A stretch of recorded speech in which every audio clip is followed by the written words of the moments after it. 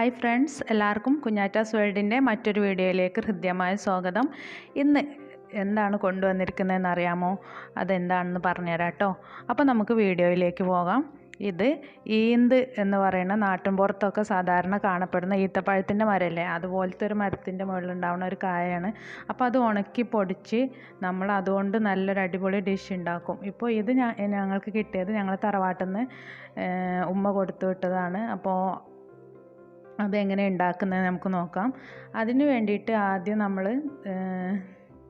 ഇത് അരിപ്പൊടിയൊക്കെ വാട്ടൂലേ പത്തിരിക്ക്, അതുപോലെ ഇത് ഒരു കപ്പ് ഈന്ത് പൊടിക്ക് 1.25 കപ്പ് വെള്ളം എന്നുള്ളൊരളവിൽ എടുത്തിട്ട് അതിലിട്ടിട്ട് വെള്ളം തിളപ്പിക്കുക. ആവശ്യത്തിന് ഉപ്പിട്ട ശേഷം ആ വെള്ളം തിളച്ച് വരുമ്പോൾ ഈ പൊടി അതിലേക്കിട്ട് നല്ലോണം തിളപ്പിച്ച് വാട്ടിയെടുക്കണം. ഇപ്പോൾ ഇതിലേക്ക് ഞാൻ ഒരു 1/2 കപ്പ് അരിപ്പൊടിയും കൂടെ ആഡ് ചെയ്തിട്ടുണ്ട്. കാരണം ഇത് കുറച്ചേ ഉള്ളായിരുന്നു, മാത്രമല്ല ഇത് ഒറ്റക്കാവുമ്പോൾ ഇതിന് നല്ലൊരു ചൊയയാണ്. അപ്പം ഇനി മക്കൾക്ക് പറ്റാത്തൊരു ഇതുണ്ടാവുമോ എന്നറിയില്ലല്ലോ, അത് കാരണമാണ്. അപ്പോൾ ഇത് ഒറ്റക്കാവുമ്പോഴാണ് ഏറ്റവും ടേസ്റ്റ്. ഇങ്ങനെ വേറെ ഏതെങ്കിലും ചേർത്താൽ ഇതിന് എന്താ പറയുക, ക്വാണ്ടിറ്റി കൂടും. അപ്പോൾ ഇത് മാർക്കറ്റിലൊക്കെ വാങ്ങാൻ കിട്ടും, പക്ഷേ ഭയങ്കര വിലയാണെന്നാണ് കേൾക്കുന്നത്. അപ്പോൾ നമ്മളിത് പത്തിരിക്ക് പൊടി കുഴക്കുന്ന പോലെ തന്നെ കുഴച്ചെടുക്കുക. ലേശം വെളിച്ചെണ്ണയൊക്കെ ചേർത്ത് അവസാനം നല്ലോണം കുഴച്ചെടുത്തിട്ട് ഒരു ഉണ്ട ഉണ്ടാക്കി വെക്കുക.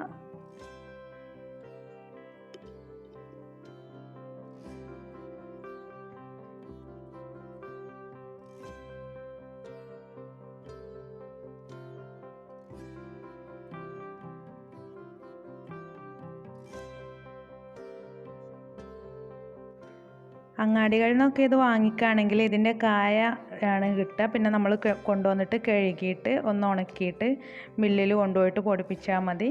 എന്നിട്ട് പൊടിയാക്കി കിട്ടും. പിന്നെ ചിലപ്പോൾ സൂപ്പർ മാർക്കറ്റുകളിലൊക്കെ പൊടികളും കിട്ടുമായിരിക്കും, എനിക്കറിയില്ല. എന്തായാലും നമ്മളിത് ഇങ്ങനെ വാട്ടിയെടുത്ത ശേഷം കുഴച്ച് നല്ലോണം മയപ്പെടുത്തിയ ശേഷം അത് ചെറിയ ചെറിയ ഉണ്ടകളാക്കിയിട്ട് ഇങ്ങനെ പരത്തിയിട്ട് കാണുന്ന പോലെ കൈയിൻ്റെ ഉള്ളിലിട്ടിട്ട് ഇങ്ങനെ തിരിച്ചിട്ട് ചെറുതുണ്ടാക്കുക. എന്നിട്ട് അതിങ്ങനെ ഒന്ന് പ്രസ് ചെയ്ത് കൊടുത്താൽ കണ്ടോ, ഇതുപോലത്തെ ചെറിയ ഷേപ്പിൽ കിട്ടും. അങ്ങനെ എല്ലാ പൊടികളും ഷേപ്പാക്കി എടുക്കുക. വേണമെങ്കിൽ കയ്യിൽ ഒട്ടാതിരിക്കാനായിട്ട് നമുക്ക് അരിപ്പൊടിയോ എന്തെങ്കിലും ഒക്കെ ചേർത്ത് കൊടുക്കുക. കയ്യിൻ്റെ ഉള്ളിൽ തേച്ച് കൊടുക്കുക. എന്നിട്ട് നമ്മളിങ്ങനെ ചെയ്യുമ്പോൾ കയ്യിൽ ഒട്ടിപ്പിടിക്കുന്ന പ്രശ്നം ഉണ്ടാവില്ല കേട്ടോ. അപ്പോൾ നമ്മളെല്ലാ പൊടിയും ഇതുപോലെ, എല്ലാ ഉണ്ടകളും ഇതുപോലെ ഓരോ ചെറിയ ചെറിയ സംഭവങ്ങളാക്കിയെടുക്കുക. സംഭവം എന്ന് പറഞ്ഞാൽ എന്താണെന്ന് മനസ്സിലായില്ലേ? ചെറിയ ചെറിയ പിടികളാണ്. അങ്ങനെ ചെറിയ ചെറിയ ഓരോ പിടികളാക്കിയെടുക്കുക കേട്ടോ.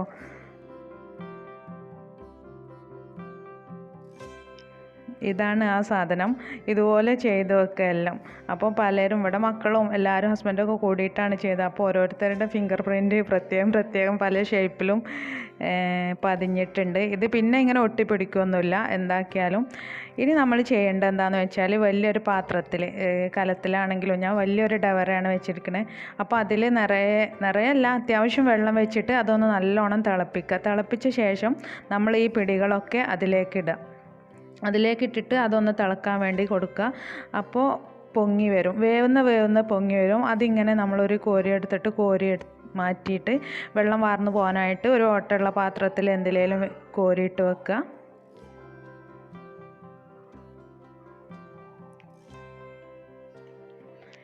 അങ്ങനെ എല്ലാ പിടികളും നമ്മൾ കോരി വെച്ചിട്ടുണ്ട്.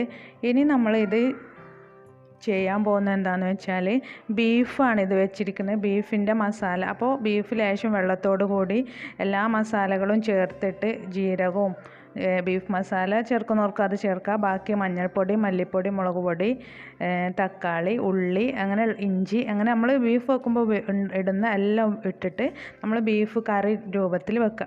എന്നിട്ട് ആ പിടികൾ, വെന്തെടുത്ത പിടികൾ മുഴുവനും ഈ മസാലയിലേക്ക് ചേർത്തിട്ട് നല്ലോണം ഒന്ന് മിക്സ് ചെയ്തിട്ട് അതിലുള്ള വെള്ളം വറ്റുന്നവരെ അത് അടുപ്പിൽ തന്നെ സിമ്മിലിട്ട് വെക്കുക.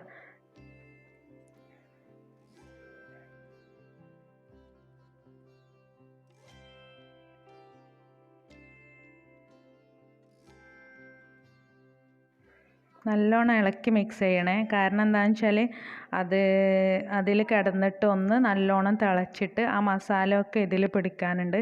അങ്ങനെ പിടിച്ചിട്ട് നമ്മൾ അത് ചൂടാറിയ ശേഷം ഉപയോഗിക്കുക. അപ്പോൾ ഇവിടെ ബീഫ് പറ്റാത്തവരുണ്ട്, അവർക്ക് വേണ്ടിയിട്ട് കുറച്ച് ചിക്കനിൽ ഉണ്ടാക്കിയിട്ടുണ്ട് ഞാൻ. ചിക്കനിൽ ഉണ്ടാക്കുക, അതുപോലെ ബീഫിൽ ഉണ്ടാക്കുക, മട്ടനിലൊക്കെ ചേർത്ത് ഉണ്ടാക്കുക. ഇത് നല്ല ടേസ്റ്റാണ്, ഒരു നാടൻ റെസിപ്പിയാണ്.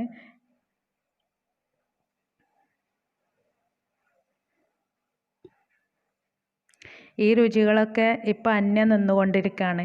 മുമ്പൊക്കെ എല്ലായിടത്തും ഒരു ഈന്തുമരമെങ്കിലും ഉണ്ടാവും. ഇപ്പോൾ ഈന്തൊന്നും പോയിട്ട് അതിൻ്റെ കായ പോലും കാണാനില്ല. പണ്ടൊക്കെ വവ്വാൽ കൊണ്ടുവന്നിടും, ഇപ്പം അതുപോലും ഇല്ല.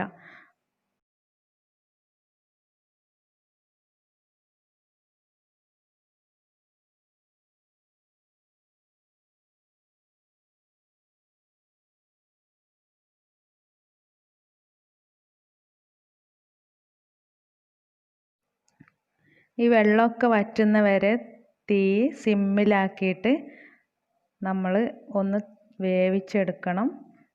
അത്രയും ആയാൽ സാധനം റെഡിയായി. ഇപ്പോൾ ഇതൊക്കെ റെഡിയായി.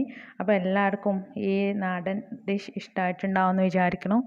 എല്ലാവരും ഒന്ന് കിട്ടുമ്പോൾ ഒന്ന് ട്രൈ ചെയ്ത് നോക്കുക. നെക്സ്റ്റ് വീഡിയോയുമായി കാണുന്നത് വരെ ബൈ.